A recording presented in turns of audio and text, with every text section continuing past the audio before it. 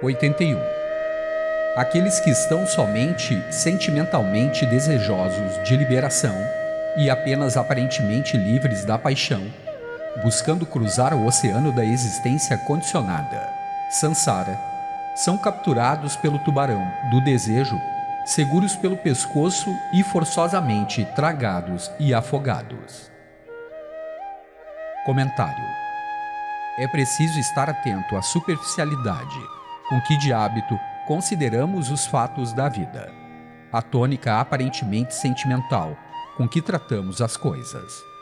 Entretanto, a liberação é algo muito sério e profundo que exige de nós uma total dedicação. 82.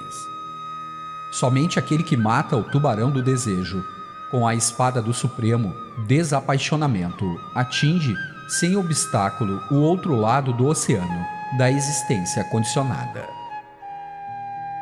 Comentário: o desejo deve ser morto com a espada do desapaixonamento.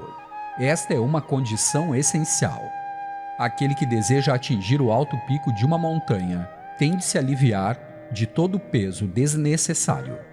Só a extinção do desejo permitirá que alcancemos a outra margem, onde encontraremos a paz profunda.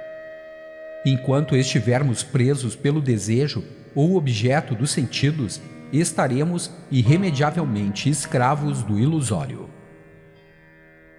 83. A mente daquele que trilha a áspera senda dos objetos sensoriais torna-se turva, e a morte espera por ele a cada passo. Mas aquele que trilha a reta senda sob a instrução de um guru, um bom homem que cuida de seu bem-estar espiritual, obterá por sua própria intuição a conquista do seu objetivo. Saiba que isso é verdade. Comentário: Sankara afirma a necessidade de um guru, de um instrutor espiritual, visível ou invisível, de alguém que venha em nosso auxílio, nos inspire para que tenhamos a energia necessária para levar até o fim o nosso propósito de atingir a liberação. 84. Se o desejo pela liberação existe em ti, os objetos sensoriais têm de ser mantidos a grande distância, como se fossem veneno. Deves constantemente, fervorosamente, buscar a alegria como se fosse ambrosia, bem como a bondade, o perdão, a sinceridade, a tranquilidade e o autocontrole. Comentário: exercita constantemente a tua vontade, deixando de lado aquilo que desejas. O desprendimento aumenta à medida que começamos a ver mais nitidamente os perigos do apego aos objetos dos sentidos. Ao mesmo tempo, procura estimular a alegria, sorrindo para os teus interlocutores ou apresentando uma face tranquila para o mundo. Cultiva a alegria, bondade, perdão, sinceridade, tranquilidade e autocontrole. Aos poucos, as sementes florescerão e transformarão a tua vida e os que estão à tua volta, transformando-nos em um centro de paz e equilíbrio no meio da convulsão que caracteriza a nossa época. Veremos então que tudo se torna diferente. 85. Mata a si mesmo quem atende somente às necessidades de seu próprio corpo, nada fazendo de bom para os outros, constantemente evitando seu próprio dever e não buscando a liberação da servidão causada pela ignorância. Comentário: o suicídio não é somente o término abrupto da vida pelas próprias mãos. Esse nasce do desespero dos que perderam a esperança de encontrar uma saída. O pior suicídio é o espiritual, quando definhamos interiormente devido à nossa própria ignorância, quando não encontramos o nosso dever, a nossa vocação. Todos os seres possuem em si, muitas vezes, de forma indistinta, esse dever que nos levará até uma plenitude que existe potencialmente em tudo. Quando não permitimos que esse potencial se expresse em nossas vidas, estamos nos suicidando e cada vez mais submersos na ignorância, que por sua vez produz mais sofrimento. 86. Quem vive somente para nutrir seu próprio corpo é como alguém que atravessa um rio montado num crocodilo, pensando que seja um tronco de árvore. Comentário: a nutrição do próprio corpo não é só de alimentos, mas de sensações, prazeres, estímulos excitantes, desejos, ideais, enfim, de tudo que faz crescer o eu, que estimula a segregação e gera mais cedo ou mais tarde o sofrimento. 87. Para aquele que está desejoso da liberação, os desejos pertencentes ao corpo levam à grande morte. Somente aquele que está livre desses desejos está apto a ganhar a liberação. Comentário: todos os desejos que sejam precedentes do corpo físico, bem como das emoções e pensamentos, irão levar à grande morte. Entende-se por grande morte a perpetuação de uma vida envolvida pela ignorância e erro. A grande libertação só ocorre quando esses desejos estão transcendidos. 88.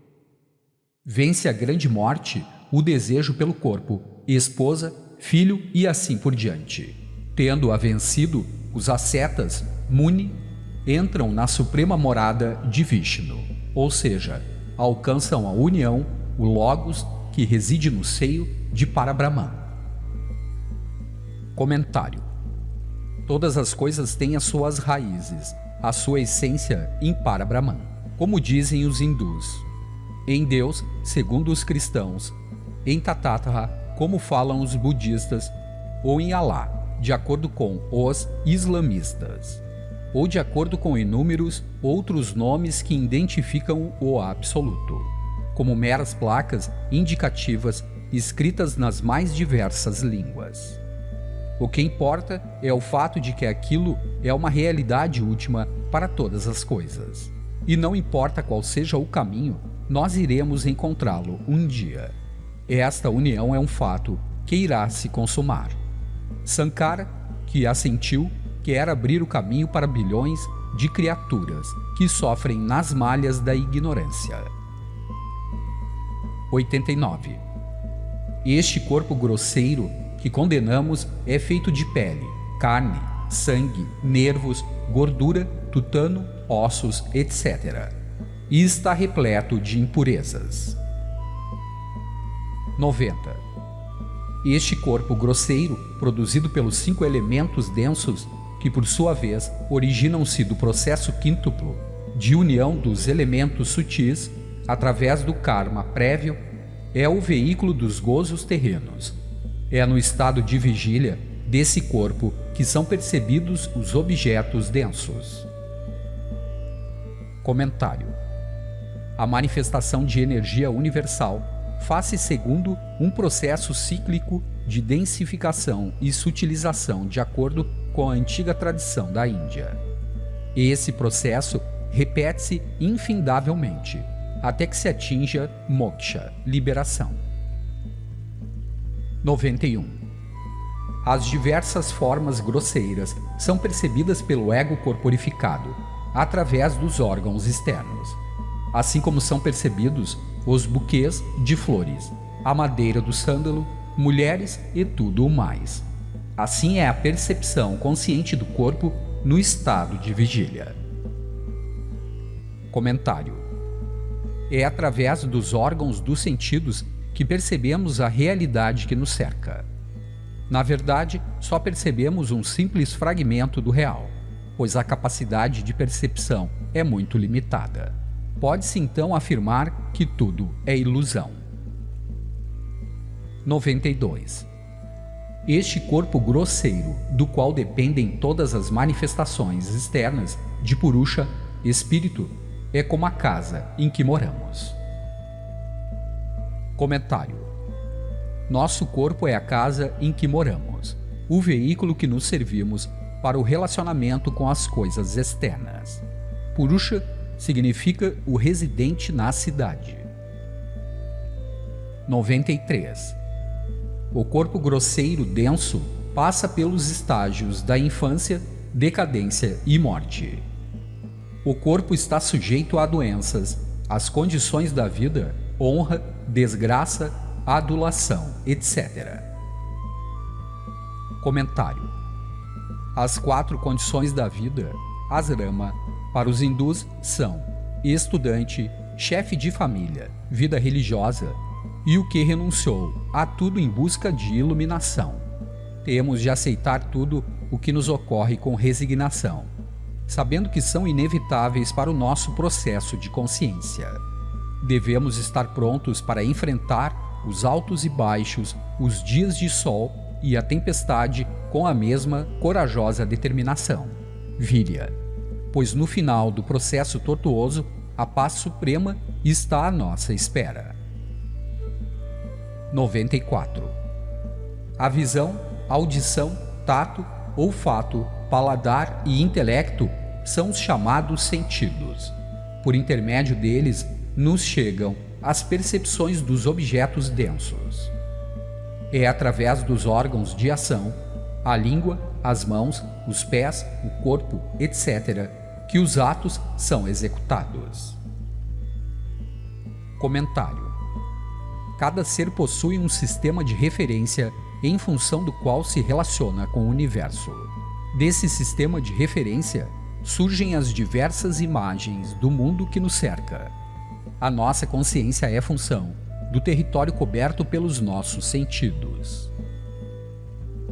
95-96. Manas, Buddhi, Ahankriti e Sita, com suas funções, são chamados os instrumentos internos, Antakarana. Manas, pela razão de postular e duvidar. Buddhi, devido à sua propriedade de chegar a um julgamento claro sobre os objetos. Ahankriti surge do egoísmo, eu. Sita é assim chamado devido à sua propriedade de relembrar, concentrar a mente em seu próprio interesse. Comentário. Além dos sentidos e dos órgãos de ação, analisados no versículo anterior, possuímos uma série de instrumentos internos através dos quais construímos uma realidade interior que é um pálido reflexo da realidade exterior. A coisa percebida e julgada pelo nosso condicionamento é completamente diferente da coisa real. À medida que o ser humano começa a despertar para uma consciência mais elevada, há uma total mutação dos modelos de avaliação até então adotados. 97.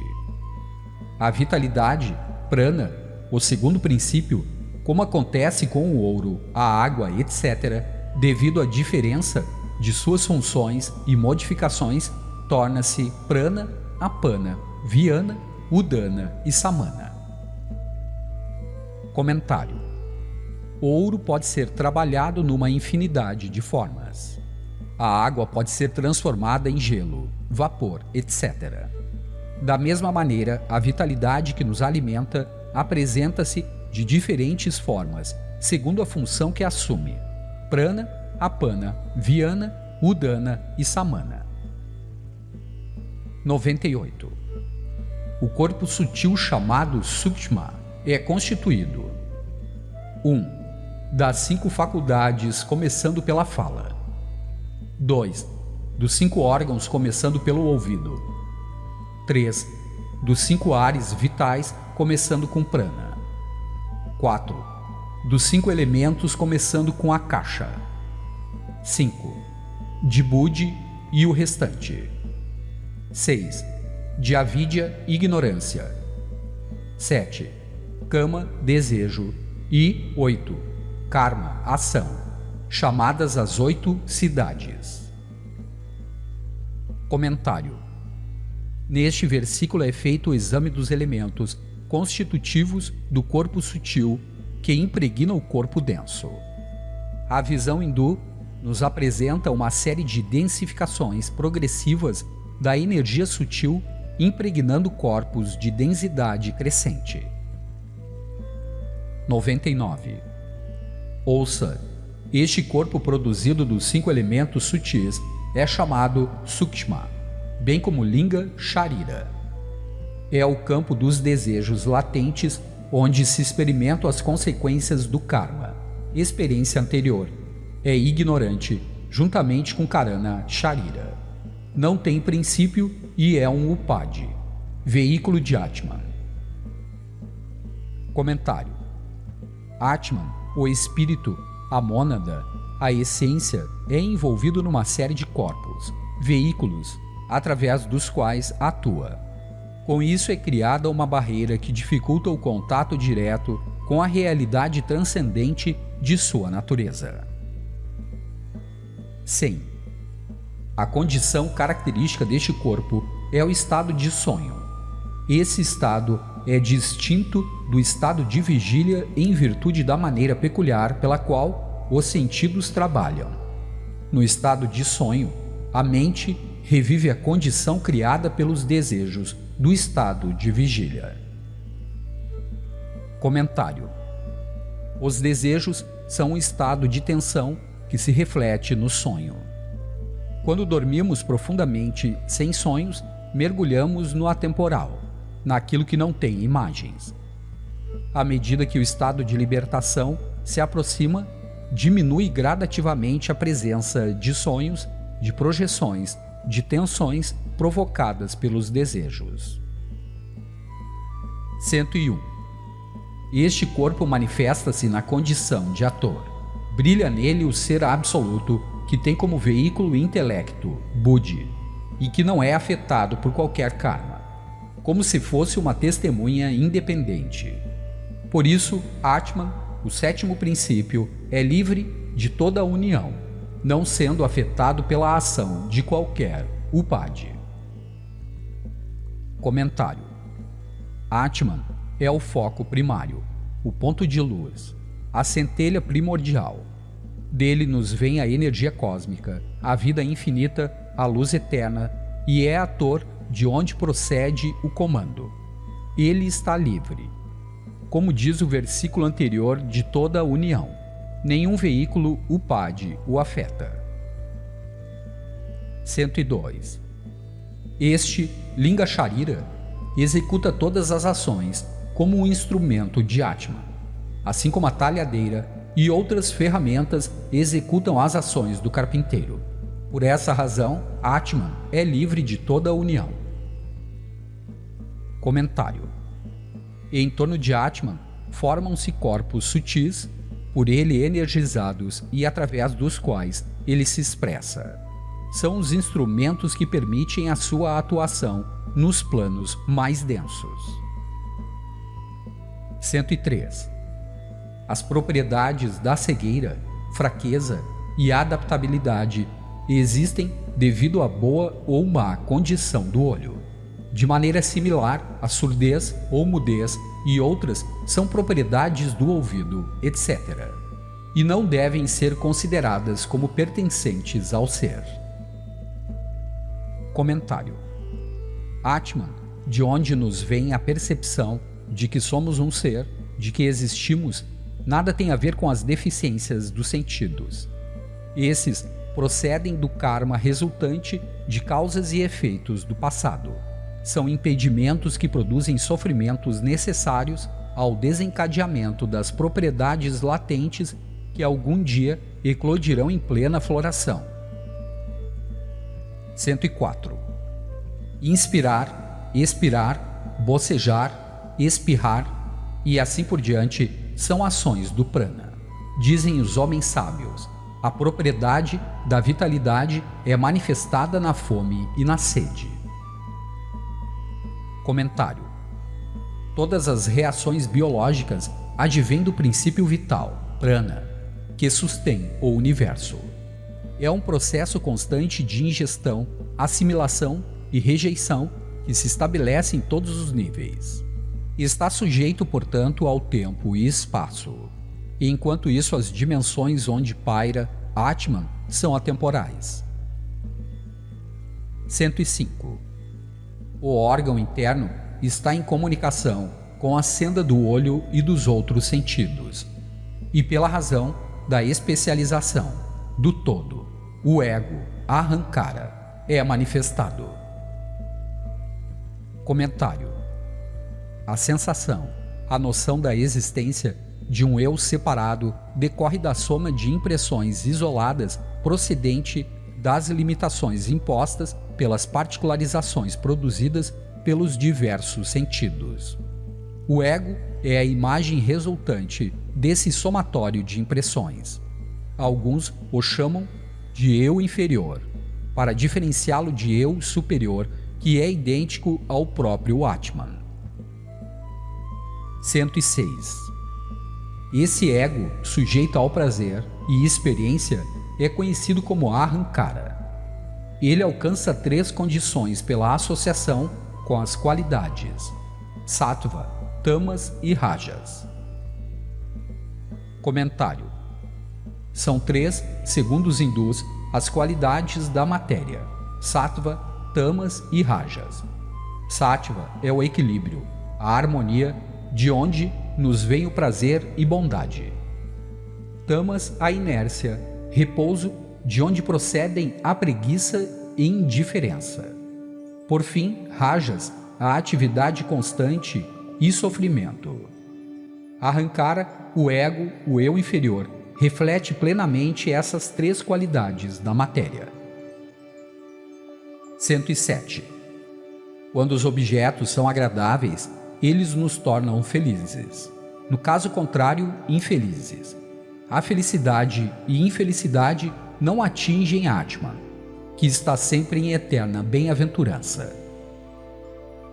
Comentário: o eu inferior, Ahankara, sente a felicidade ou infelicidade procedentes dos objetos dos sentidos. Já Atman está acima do dualismo e vive para sempre mergulhado em uma extrema bem-aventurança. Num dos antigos Upanishads, há um trecho onde está dito: há uma paz que ultrapassa o entendimento humano. Mora no coração daqueles que vivem no eterno. Procurai, por um instante, que seja sentir um pouco dessa paz, e tudo será diferente. 108. Os objetos tornam-se atraentes não por si mesmos, mas pela razão de sua utilidade para o ser, pois o ser é o mais amado de todos. Comentário: os objetos caracterizados pelos nossos sentidos apenas são atraentes para nosso eu inferior, na justa medida que possam ser úteis a esse eu. Quando o indivíduo evolui, mais desprendido se torna desses objetos, que passam a não ter qualquer valor para ele. Atman passa a brilhar intensamente em sua vida e irradiar influências a todos os quadrantes. 109. Portanto, Atman é a eterna bem-aventurança, pois nela não há dor. A felicidade suprema de Atman é experienciada no sono sem sonhos, dissociada de todos os objetos, dos sentidos. Assim atestam claramente os Shrutis: a cognição direta, a instrução, tradição e a inferência. Comentário: a vivência e experiência na carne da bem-aventurança, da paz que ultrapassa o entendimento humano, está ao alcance de todos os seres. Pode ser obtida, segundo Sankara, pelo conhecimento direto, ou seja, pela comunicação direta, percepção pura, quando não existe mais o observador e a coisa observada. Pode ser também alcançada através da instrução de um mestre qualificado que pode tocar profundamente por pensamentos, palavras e ações, ou por dedução, inferência. Quando se esgota o mecanismo intelectual, ocorre o salto que projeta a criatura no que está além da mente. 110. A Suprema Maya, de onde nasce todo este universo, que é, para Shakti, o poder do Supremo Senhor, chamada Avyakta e manifestado, é a Vidya, que que existe desde o princípio, sendo constituída pelas 3 gunas, e superior aos seus efeitos. Deve ser inferida através de seus efeitos, pela nossa clara inteligência.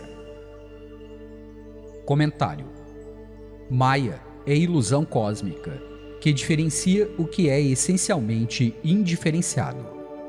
É uma miragem de onde surgem os inúmeros seres e coisas em diversos graus de visibilidade. A avidya, a ignorância, é o que caracteriza o percebimento superficial dessa realidade transcendental. 111. Maya não é numênica, nem fenomênica, nem diferenciada, nem indiferenciada, e nem é essencialmente ambas. Não é particularizada nem não particularizada, e nem essencialmente ambas. É da mais indescritível e maravilhosa forma.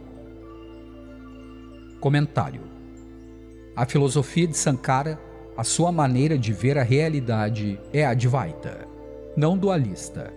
Nesse versículo, isso está apresentado claramente. Aqui ele aponta para algo que está além dos opostos tomados isoladamente ou conjuntamente. Uma presença de extraordinária beleza e paz. 112. Os efeitos de Maya podem ser destruídos pela compreensão de Brahman, não dual. Assim como a ilusão de uma serpente é destruída pela constatação de que é uma corda. As qualidades da matéria são chamadas rajas, tamas e sattva, e são conhecidas pelos seus efeitos. Comentário: Quando se constata a presença, realização do absoluto Brahman, desaparece a ilusão. Sente-se então essa presença da mesma forma que sentes agora a presença deste livro. Este é um fato indiscutível que atua em todo o nosso ser, modificando em sua estrutura mais íntima. 113. O poder de rajas é extensão, viksepa, que é a essência da ação e de onde são produzidas as tendências pré-existentes da ação e as modificações da mente conhecidas como apego e outras qualidades produtoras do sofrimento, sempre criadas por ela. Comentário: Rajas, a atividade, o movimento ininterrupto, está presente em todas as coisas manifestadas. O chamado movimento browniano das moléculas de ar, a vibração a nível atômico ou subatômico, são uma constatação dessa inquietação cósmica que envolve todas as coisas.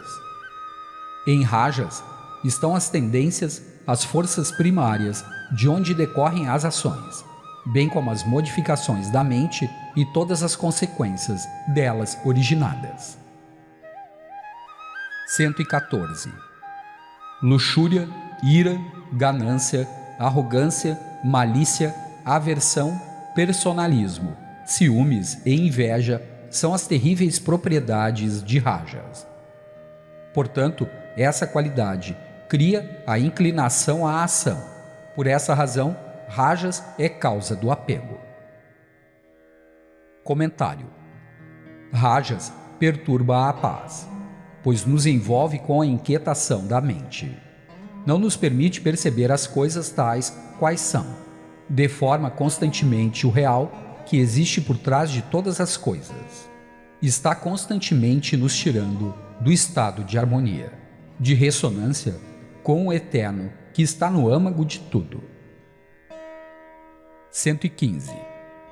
O poder de tamas é chamado avriti, envolvente, devido ao qual uma coisa aparece como outra.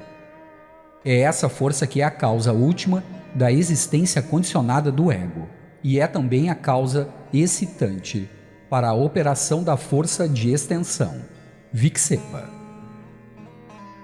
Comentário: Tamas envolve, subjuga, pesa, escraviza, amarra, cristaliza. Observem um objeto qualquer. Vejam a sua mobilidade e presença. A quantidade de energia contida numa forma influencia e é influenciada. Cada objeto dispõe de um centro em torno do qual a energia está concentrada. Se não fosse assim, todas as coisas se dissolveriam, como uma nuvem ao sabor do vento. Do ponto de vista do eterno, todas as coisas são transitórias, possuem uma duração de vida. O ego resulta da permanência de uma forma. É um centro de referência de identidade, um espelho onde o outro se reflete. 116. Mesmo que sejamos inteligentes, instruídos, peritos, extremamente acurados no autoexame e adequadamente treinados de várias maneiras, não podemos exercer o discernimento se estivermos envolvidos por tamas. Mas, devido à ignorância, consideramos como real o que nasce do erro e depende das probabilidades dos objetos produzidos pelo erro. Ai daqueles! Grande é o envolvente e irresistível poder de tamas. Comentário: tamas nos tolhe, paralisa e impede que vejamos o que é falso e o que é verdadeiro.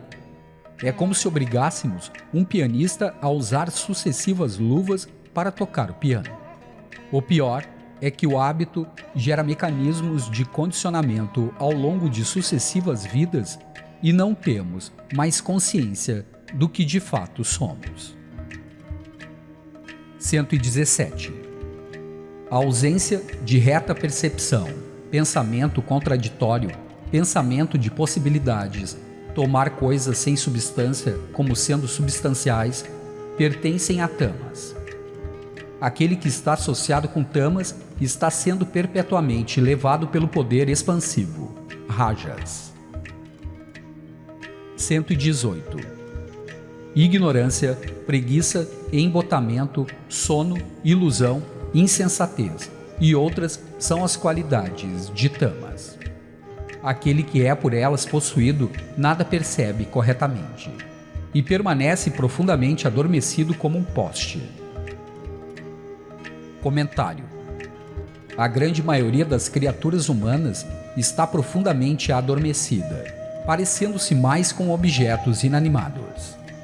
A vida que levam, as emoções que as consomem, os objetos que desejam somente fazem aprofundar esse sono. 119. O puro sattva, mesmo que misturado com as outras duas qualidades, rajas e tamas, tal qual a mistura de dois tipos de líquidos diferentes, torna-se o meio de salvação, pois é o reflexo do Ser Absoluto, Espírito Supremo, recebido por sattva, tal qual o Sol que manifesta o universo dos objetos. Comentário: Sattva é harmonia, equilíbrio, paz, que uma vez manifestada na criatura é como a luz do sol na plena escuridão. Quando permitimos que ela se manifeste em nossas vidas, tudo se torna diferente. As coisas adquirem novos contornos e um profundo significado espiritual. Qualquer ambiente se transforma e uma paz infinita se apossa da criatura, quer seja em casa ou em uma loja repleta de gente e de ruídos. 120.